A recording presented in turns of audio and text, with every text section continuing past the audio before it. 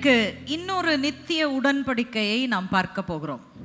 புதிய காரியங்கள் என்று சொல்லும்போது ஏன் இந்த நித்திய உடன்படிக்கையை பார்க்க ஆரம்பித்தோம்? புதிய உடன்படிக்கையை உன்னோடு கூட செய்வேன்னு சொன்னார் ஆண்டவர். புதிய உடன்படிக்கை என்று சொல்லும்போது கிறிஸ்து இயேசுக்குள்ளாய் நிறைவேறின உடன்படிக்கை. அதற்குள் என்னெல்லாம் நிறைவேற்றப்பட்டிருக்கிறது, நமக்கு என்னெல்லாம் ஆசீர்வாதம் இருக்குன்னு சொல்லி நம்ம பார்த்து கொண்டு வருகிறோம். ஆகவே இன்றைக்கு நாம் இன்னொரு உடன்படிக்கையை நாம் பார்க்க போகிறோம். கடந்த வாரம் பார்த்தோம் நிச்சயமான சுதந்திரத்தின் உடன்படிக்கை என்று நாம் பார்த்தோம். இன்றைக்கு நாம் பார்க்க போகிறது ஏசாயா 55ஆம் அதிகாரம் 3ஆம் வசனத்தில் இருக்கிறது. வாசிக்கலாம். ஏசாயா 55:3.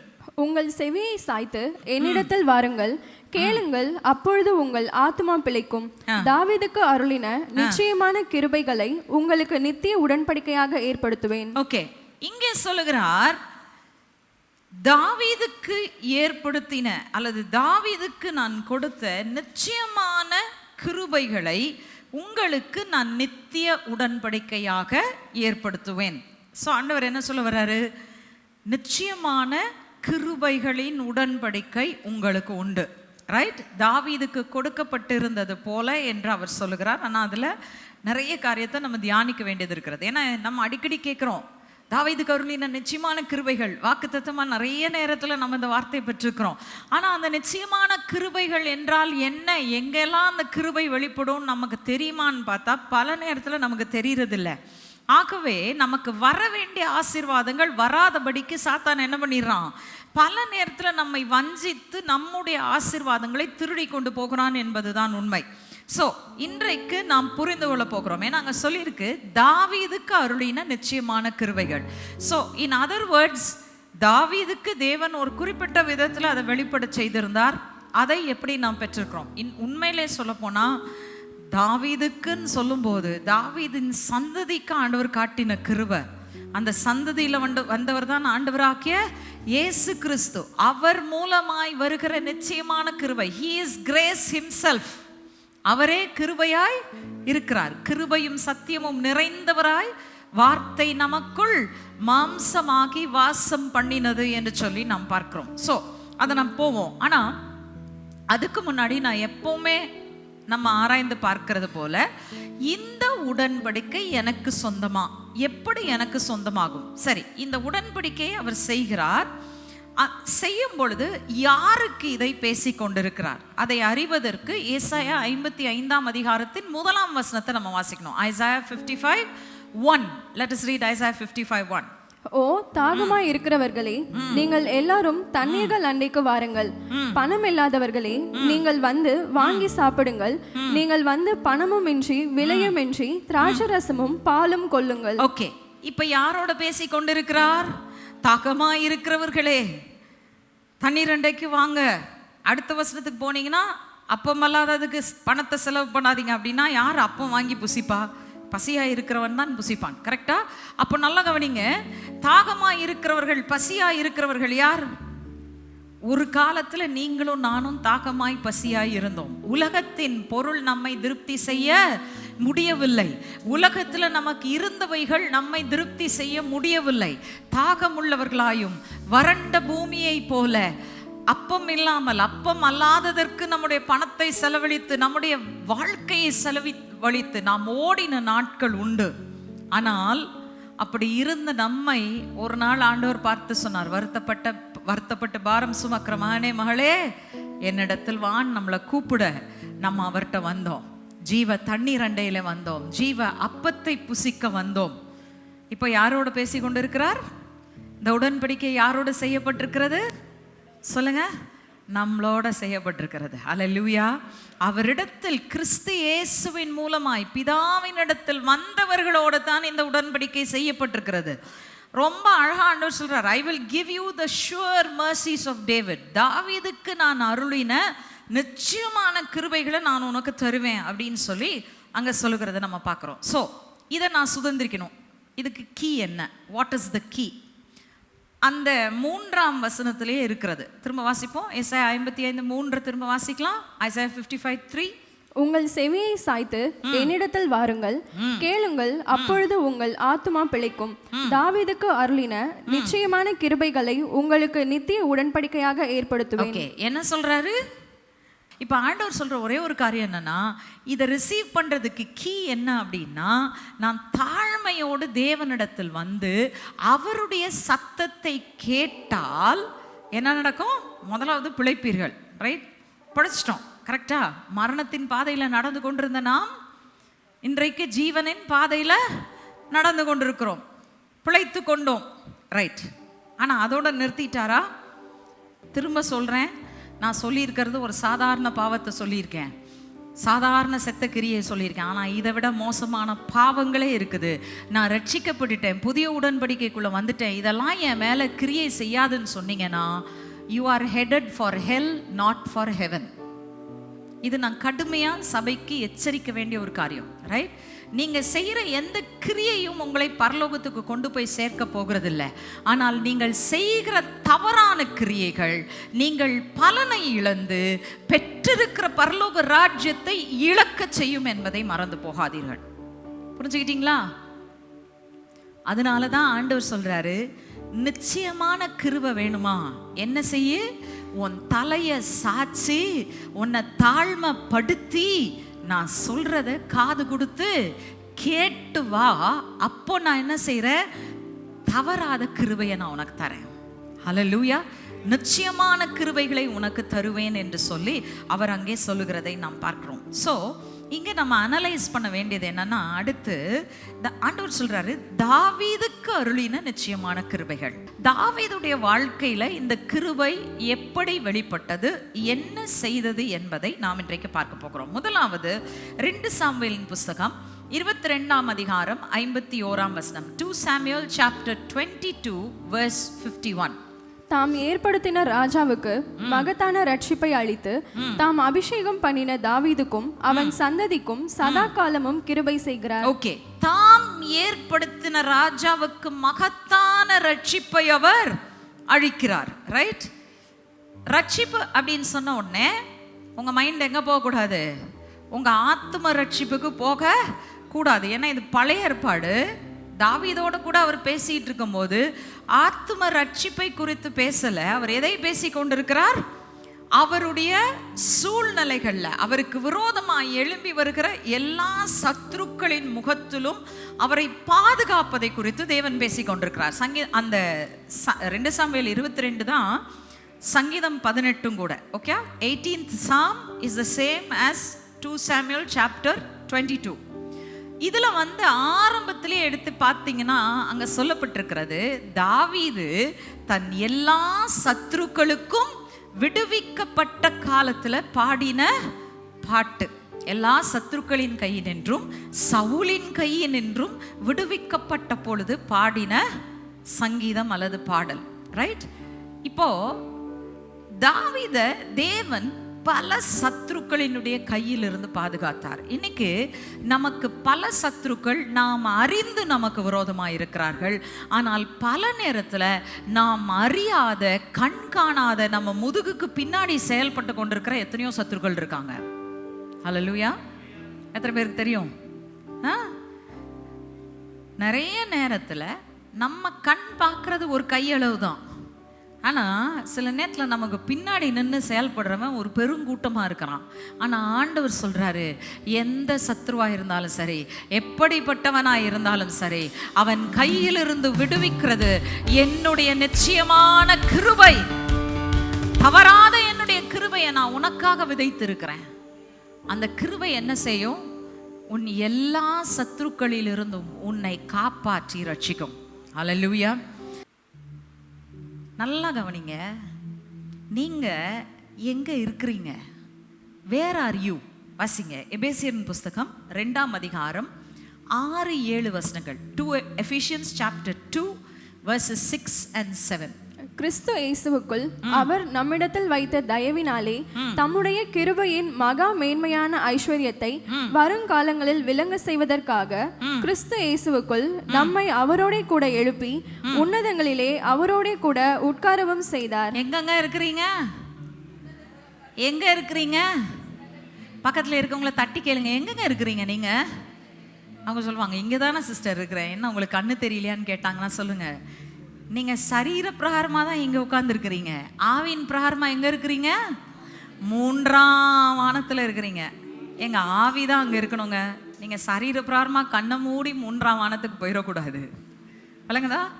சபையில் சரீர பிரகாரமாக இங்கே தான் இருக்கணும், ஆவியில தான் 3ஆம் வானத்தில் சிங்காசனத்தில் கிறிஸ்துவோடு கூட உட்கார்ந்துருக்கணும். அல்லேலூயா. நல்லா கவனிங்க, நீங்க 3ஆம் வானத்தில் கிறிஸ்துவுடனே கூட சிங்காசனத்தில் உட்கார்ந்துருக்கீங்கன்னா பிசாசு எங்க இருக்கிறான்? பிசாசு எங்க இருக்கிறான்?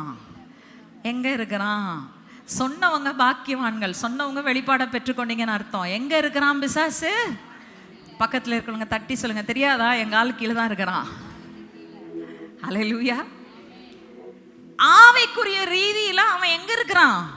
உங்க ஸ்தானத்தை விட கீழே கொண்டு போயிட்டார் ஆண்டவர் ஆல்ரெடி. ஹல்லேலூயா.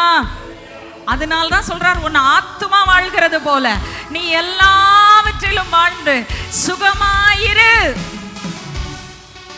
சிலருக்கு ஆத்மா செத்த நிலையில இருக்கு. அதனால தான் சரீரத்தில் எப்போ பார்த்தாலும் பிசாசு போராட்டம் போராட்டம் போராட்டம் போராட்டம். உங்க ஆத்மா தன் உரிமையை அறிந்து கொண்டு உங்கள் ஆத்மா தன் உரிமையை பற்றி கொள்ளுமானால் உங்கள் சரீரம் வாழும். அல்லேலூயா. ப்ராப்ளம் என்ன தெரியுமா? நம்ம இங்க இருக்கிறோம், நமக்கு மேலதான் அவன் மண்டலம் இருக்கு. எங்க இருக்கு? 2ஆம் வானத்துல இருக்கு. பிசிக்கலி அவன் நமக்கு மேல இருக்கிறான், ஆனா ஸ்பிரிச்சுவலி அவன் எனக்கு கீழே தான் இருக்கிறான். அல்லேலூயா. இப்ப நான் என்ன செய்யணும்? ஆவியின் பலத்தை எடுத்து ஆத்மாவுக்குள்ள கொண்டாந்து அதனால என் சரீரத்தை வாழ வச்சுட்டேன்னா அவன் என்னை ஒன்றும் அசைக்க முடியாது. அல்லேலூயா. எத்தனை பேருக்கு புரியுதுங்க? புரிஞ்சுக்கிட்டீங்களா? எபேசியர் 2ஆம் அதிகாரம் 4:5 2:6 வாசித்துட்டோம். அவருடைய கிருபையின் மகா மேன்மையான ஐஸ்வர்யம், அதை ஞாபகம் வச்சுக்கோங்க மனசுல. எபிசியன்ஸ் 2:4 and 5 வாசிக்கலாம். தேவனோ இரக்கத்தில் ஐஸ்வர்யம் உள்ளவராய் நம்மில் அன்பு கூர்ந்த தம்முடைய மிகுந்த அன்பினாலே அக்கிரமங்களில் மரித்தவர்களாய் இருந்த நம்மை கிறிஸ்துவுடனே கூட உயிர்ப்பித்தார். கிருபையினாலே ரட்சிக்கப்பட்டீர்கள். இப்ப என்ன செய்தார்? அக்கிரமங்களில் மரித்தவர்களாய் இருந்த எங்களை அவர் உயிர்ப்பித்தார். உயிர்ப்பித்து தம்முடைய கிருபையின் மகா மேன்மையான ஐஸ்வர்யத்தை நமக்குள்ளே வெளிப்படுத்தினாராம். அந்த ஐஸ்வர்யம் என்ன தெரியுமா? என்ன தெரியுமா அந்த ஐஸ்வர்யம்? பாவத்துல என்னை மரித்தவனாய் மாற்றி வைத்திருந்தவன் எவனோ என்னை அந்த பாவம் கொண்டு வந்த மரணத்திலிருந்து உயிர்ப்பித்த கிறிஸ்துவானவர் என்ன செய்தார்? என்னை அந்த மரணத்தில் கட்டி வைத்திருந்தவன் தலையை மிதிக்கிறதுக்காக உயிர்ப்பித்தார். ஹல்லேலூயா. ஹல்லேலூயா. எத்தனை பேர் புரிந்து கொண்டீங்க? மரணத்தில் உங்களை கட்டி வச்சிருந்தான், பாவத்தினால நீங்க மரித்த நிலைமையில இருந்தீங்க. ஆனா இயேசு கிறிஸ்து என்ன செஞ்சாரு? அவருடைய கிருபையினாலே வந்து, கிருபையை கொண்டு வந்து உங்களை அந்த மரித்திருந்த நிலைமையில இருந்து தூக்கி எடுத்து தன் இரத்தத்தினாலே கழுவி சுத்திகரித்தது மட்டுமல்ல, எவன் உங்களை அடிமைப்படுத்தினானோ அவன் தலையின் மேல் உங்களை ஏற்றி வைத்து அவனை மிதிக்கும்படியாகவும் அவனை அடிமைப்படுத்தும்படியாகவும் அவனை கீழே தள்ளும்படியாகவும் உங்களை வச்சார். அல்லேலூயா. அடிமைப்படுத்தினவன் இன்றைக்கு உங்களால அடிமைப்பட்டு கொண்டிருக்கிறான். தலையை கிறிஸ்து நசுக்கிட்டாரு. நீங்க அவன் ராஜ்யத்தில் இருக்கிற ஒவ்வொரு ஆவியும் கட்டிக்கிட்டு இருக்கீங்க. நீங்க கட்ட கட்ட கட்ட கட்ட his kingdom is getting bound. அல்லேலூயா. அத்தனை பேருக்கு விளங்குது நான் சொல்றதெல்லாம்? புரியுதா உங்களுக்கு? சரி, இப்போ போதும், இதை முடிச்சிடலாம். இந்த நெகட்டிவ் பாட்டை விட்டுடலாம். ரைட்? ரட்சித்தார், சத்ருக்களிடத்திலிருந்து ரட்சித்தார். இப்போ உங்களுக்கு நம்பிக்கை வந்துருச்சா? இந்த 1 2 3 4 5 6 7 விட்டுருங்க. அந்த 7ஐயும் அடிச்சுட்டு நம்பர் 1 போட்டு சாத்தான், இவன் மட்டும்தான் எனக்கு சத்ரு, இவனை அடிச்சு நொறுக்கிறதான் என் வாழ்க்கையினுடைய நோக்கமே அப்படின்னு எழுதி வச்சுக்கோங்க. ரைட்டா? அந்த 7 மனுஷரும் உங்களுக்கு சத்துருக்கள் இல்லை. ஏன்னா அவங்களுக்கு என்ன நடக்க போகுதுன்னு நான் சொல்கிறேன் சீக்கிரமா. Okay, right. 2 சாமுவேல் 23:5 நாம் வரும்பொழுது இந்த உடன்படிக்கை நிச்சயமான கிருபைகள்னு சொன்னார் பார்த்தீங்களா? அந்த நிச்சயமான கிருபைகள் தாவீதை காப்பாற்றினது மட்டுமல்ல, நிச்சயமான கிருபைகளினாலே தேவன் தாவீதுக்கு இன்னும் என்ன செஞ்சார்? வாசிக்கலாம் 2 Samuel 23:5. This is the positive outworking of the covenant. 2 Samuel chapter 23 verse 5. என்னுடைய வீடு தேவனிடத்தில் இப்படி இராதோ, சகலமும் திட்டம் பண்ணியிருக்கிற நிச்சயமான நித்திய உடன்படிக்கையை என்னுடன் அவர் செய்திருக்கிறார். ஆதலால் என்னுடைய எல்லா ரட்சிப்பும் எல்லா வாஞ்சையும் வளர்ந்தவங்க செய்யாரோ. ஓகே, என்ன சொல்றாருன்னே பாதி புரியல இல்ல, அப்படிதானே? ரொம்ப அழகா இங்க சொல்லியிருக்கிறாரு, என்னோட நித்திய உடன்படிக்கை பண்ணியிருக்கிறார். அந்த நித்திய உடன்படிக்கை எப்படின்னா, நிச்சயமான கிருபைனா அந்தந்த நேரத்தில் அப்பப்போ ஏதாச்சும் ஒரு புதுசாக பிளான் போட்டு என்னை ரட்சிப்பார், எனக்கு புதுசாக பிளான் கொடுத்து என்னை அப்பப்போ ஏதாச்சும் ஒரு ஆசீர்வாதத்துக்குள்ளே நடத்துவார். அப்படியா? அந்த நித்திய உடன்படிக்கையின் ஆசீர்வாதமே என்ன தெரியுமா? நிச்சயமான உடன்படிக்கையின் ஆசீர்வாதமே என்ன தெரியுமா? அங்கே சொல்லுது, சகலமும் திட்டம் பண்ணப்பட்டிருக்கிற நிச்சயமான உடன்படிக்கை. ஹல்லேலூயா! நீங்க பிறக்கிறதுக்கு முன்னாடி, நீங்க தாயின் கர்ப்பத்துல உருவாகும் முன்னாடி, நீங்க தாயின் கர்ப்பத்துல உற்பத்தி ஆகி ஒரு கருவாய் தோன்றும் நாள் முதற்கொண்டு நீங்கள் இந்த பூமியில வாழ போகிற வாழ்க்கையின் ஒவ்வொரு நாட்களையும் என் தேவன் ஏற்கனவே தீர்மானம் பண்ணிவிட்டார். ஹல்லேலூயா! If you can take hold of this truth, அடப்பா, என்ன நடந்தாலும் எனக்கு கவலை இல்லை, எல்லாவற்றிலும் எப்பொழுதும் என்னை வெற்றி சிறக்க பண்ணுகிறவர் எனக்கு உண்டு. ஏன்னா நான் இல்லை, என் வாழ்க்கையை திட்டம் பண்றது நான் இல்லை, என் பெற்றோர் இல்லை, என் கணவன் இல்லை, என் மனைவி இல்லை, என் பிள்ளைகள் இல்லை, என் தாய் தகப்பன் இல்லை. என் வாழ்க்கையை திட்டம் பண்ணி வைத்திருக்கிறவர் என் ஆண்டவராகிய இயேசு கிறிஸ்து, என் பிதாவாகிய தேவன். சரி, என்ன திட்டம் பண்ணி வைத்திருக்கிறார்? தாவீதுக்கு என்ன திட்டம் பண்ணி வைத்திருந்தார்? நமக்கு என்ன திட்டம் பண்ணி வைத்திருக்கிறார்? தாவீதுக்கு திட்டம் பண்ணது அவர் பெற்றுக்கொண்டார். நமக்கு திட்டம் பண்ணப்பட்டது என்ன? ஏசாயா 55 ஆரம்பிக்கும் போது என்ன சொன்னாரு? நித்திய உடன்படிக்கையை, நிச்சயமான கிருபைகளின் நித்திய உடன்படிக்கையை நான் உன்னோட செய்கிறேன். என்னெல்லாம் செய்வார்? வாசிக்கலாம். ஏசாயா 55:5. நீங்க ஞாபகம் வச்சுக்கணும், ஏசாயா 55 சொல்லப்பட்டிருக்கிற அத்தனையும் அந்த முதல் 3 வசனங்களை அடிப்படையாய் கொண்டு சொல்லப்பட்டிருக்கிற காரியங்கள். வாசிங்க. ஏசாயா 55:5. ஐசாயா 55:5. இதோ நீ அறியாதிருந்த ஜாதியை வரவழைப்பாய், உன்னை அறியாதிருந்த ஜாதி உன் தேவனாகிய கர்த்தரின் நிமித்தமும் இஸ்ரவேலுடைய பரிசுத்தரின் நிமித்தமும் உன்னிடத்திற்கு ஓடி வரும். அவர் உன்னை மேன்மைப்படுத்தி இருக்கிறார். அல்லேலூயா! உங்களை என்ன செய்வாராம்? தேவன் மேன்மைப்படுத்துவாராம். எதுக்காக மேன்மைப்படுத்துவார்? என் குடும்பத்தெல்லாம் கூட்டி பார்ப்பார், ஆண்டவர் எனக்கு எவ்வளோ செஞ்சிருக்கிறார், எவ்வளோ நன்மை செய்திருக்கிறார் பார் அப்படின்னு சொல்றதுக்கா? உங்கள் குடும்பம் மட்டும் இல்லைங்க, உங்கள் குடும்பத்தை தாண்டி நீங்கள் அறியாத ஜாதிகள் உங்களை தேடி ஓடி வருவார்கள். கர்த்தர் இவர்களை மகிமைப்படுத்தி இருக்கிறார் என்று சொல்லி உங்களை தேடி வரும் ஒரு ஆசீர்வாதத்தை கர்த்தர் கொடுத்திருக்கிறார். இது இந்த காலத்துக்கு ரொம்ப முக்கியமானது. ஏன் தெரியுமா? வசனம் சொல்லுகிறது, இருள் பூமியையும் காரிருள் ஜனங்களையும் மூடும், ஆனா உங்க மேல இருக்கிற மகிமைக்கு ஜனங்கள் ஓடி வருவார்கள், பிரபுக்கள் வருவார்கள், ராஜாக்கள் வருவார்கள். இருளில் இருக்கிற ஜனங்கள் பெரிய வெளிச்சத்தை உங்களுக்குள் கண்டு உங்களை தேடி ஓடி வருவார்கள். ஹல்லேலூயா! சோ ஒரு மேன்மையை வைத்திருக்கிறார். ஓகே, ஒரு மேன்மையை, ஒரு மகிமையை வைத்திருக்கிறார். இரண்டாவதாக அவர் வைத்திருக்கிறது என்ன? வாசிங்க. ஏசாயா 55:11.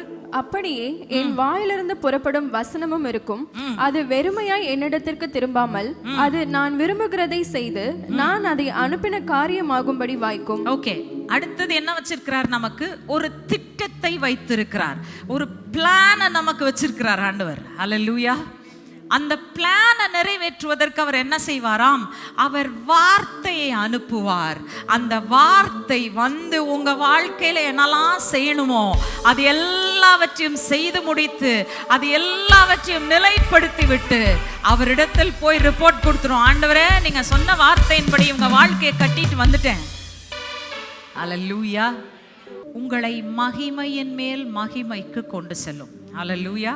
அவர் வைத்திருக்கிற திட்டம் அவர் வாயின் வார்த்தையினால உங்க வாழ்க்கையில நிறைவேறும். ஒரு மகிமையை வைத்திருக்கிறார், ஒரு திட்டத்தை வைத்திருக்கிறார். மூன்றாவதாக வைத்திருக்கிறது என்ன? ஏசாயா 55:12. நீங்கள் மகிழ்ச்சியாய் புறப்பட்டு சமாதானமாய் கொண்டு போகப்படுவீர்கள். பர்வதங்களும் மலைகளும் உங்களுக்கு முன்பாக கம்பீரமாய் முழங்கி வெளியின் மரங்கள் எல்லாம் கை கொட்டும். ஓகே, இந்த பர்வதங்கள் மலைகள் அப்படின்னாலே நமக்கு என்னங்க ஞாபகம் வருது? பிரச்சனைகள், போராட்டங்கள். என் பாதையில நின்று என்ன செஞ்சிட்டு இருக்குது? தடுத்து நிறுத்திட்டு இருக்குது. நான் போக வேண்டிய பாதையில எனக்கு தடையா இருக்கிறது. இன்னும் சொல்ல போனா இன்னொரு விதத்துல சொல்லலாம். பர்வதம் அப்படின்னு சொல்றது வந்து நம்ம லாங்குவேஜ்ல சொல்லட்டுமா, தமிழ்ல இன்னொன்னு, யாருன்னா நம்ம ரொம்ப நம்பி இருக்கிற நம்பிக்கையை ஊட்டும் மனுஷர்கள், ரைட்டா? ஆனா அவங்கெல்லாம் உங்க பாதை அல்ல. They are not the way to your exaltation. Only God and His glory is the way to your exaltation. Hallelujah. கர்த்தர் தான் வழியை திட்டம் பண்ணி இருக்கிறாரு. அந்த வழியில நீங்க நடந்து போவீங்க. உங்களுக்கு தடையா இருக்கிற மலை கூட என்ன செய்யும்? அது அகன்று போய், ஐயோ நான் தான் பெரிய ஆளுன்னு நினைச்சேன், ஆனா இவர்கள் சேவிக்கிற தேவனாகிய கர்த்தர் என்னிலும் பெரியவராயிருக்கிறார், என்னிலும் வல்லவராயிருக்கிறார். நான் இவருக்கு முன்னாடி என்ன நிக்கிறதுன்னு அது துள்ளி குதிச்சு ஓடி போயிரும். சைடுல நின்று கையை கொட்டி சொல்லும், go on, go on, go on, God has a great way for you, keep going என்று சொல்லி என்னை தடை செய்ய நினைத்ததே என்னை வந்து உற்சாகப்படுத்தும். ஹalleluya. விசுவாசிக்கிறவர்கள் பாக்கியவான்கள்ங்க, நீங்க பெற்றுக்கொள்வீங்க. சரி, அடுத்தது என்ன சொல்லுது? அசிங்க. காஞ்சொரிக்கு பதிலாக மிருது செடி எழும்பும். காஞ்சொரி அப்படின்னா என்ன தெரியுமா? அது வந்து அதுவும் ஒரு முள் செடி மாதிரி தான். அதனுடைய அந்த காம்பெல்லாம் உங்க மேல பட்டுருச்சு அப்படின்னா அந்த கொட்டுன மாதிரி வலிக்குமா. ஏன்னா அந்த இடத்துல என்ன ஆயிரும்? ரேஷஸ் வந்துடும். அந்த ரேஷஸ் வந்து ஒரு பயங்கரமான பேர்னிங் சென்சேஷன் வருமா. அதுதான் பிரயர். ஓகே, அந்த காஞ்சொரின்னு சொல்றது. ஆண்டவர் என்ன சொல்றாரு? அவன் உன் பாதையில முட்களை விதைச்சாலும் சரி, உன் டெஸ்டினேஷன்ல பார்த்தா முள் செடி தான் தெரியுது, வேற எதுவுமே இல்லை, முட்செடிகள் வளர்ந்து கிடக்கிற ஒரு தேசமா இருக்கு, காஞ்சொரிகள் நிறைந்த ஒரு இடமா இருக்கிறது என்று சொன்னாலும் ஆண்டவர் என்ன செய்வாராம்? காஞ்சொரிக்கு பதிலாக என்னத்தை கொண்டு வருவாராம்? மிருது செடியை கொண்டு வருவார். மிருது செடி என்ன தெரியுமா? அதனுடைய இலைகள் வாசனை உள்ளது. myrtle means a beautiful flavor, a beautiful smell, அருமையான fragrance அப்படின்னு அர்த்தம். அது எதை குறிக்குதுன்னா அன்பையும் அழகையும் குறிக்கிற வார்த்தைகளாம். It's a plant that symbolizes love and beauty. கர்த்தர் அவருடைய அன்பை உங்கள் மேல் வைப்பார். நீங்கள் அவருடைய பிரசன்னத்தில் அழகாய் நீங்கள் காணப்படுவீர்கள். ஹல்லேலூயா. சரீரப்பிரகாரமான அழகு இல்லைங்க, ஆவிக்குரிய அழகை கர்த்தர் வெளிப்படுத்துவார்.